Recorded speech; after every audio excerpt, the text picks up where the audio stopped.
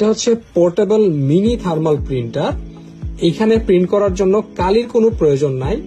আপনার মোবাইল ফোনের সাথে ব্লুটুথ কানেক্ট করে আপনার ফোন গ্যালারির যে কোনো ছবি সাদা কালো প্রিন্ট করতে পারবেন। ঠিক এইভাবে আমরা এখানে যেমনটা করেছি। ক্যাপটা ব্যবহার করে এইখানে প্রিন্ট করতে হবে, আমি দেখাচ্ছি কিভাবে। এখানে আমি পিকচার ইমেজে চলে গেলাম, তারপরে সিলেক্ট পিকচার। তো আমি এখান থেকে পিকচার সিলেক্ট করে দিলাম, দিয়ে ডান। তো এটা চলে আসলো এখানে। এখানে আসার পর আমি এটা ওকে করে দিলাম, তারপরে প্রিন্ট চলে আসার পর আমি ডার্ক দিয়ে দিলাম 100%-এ।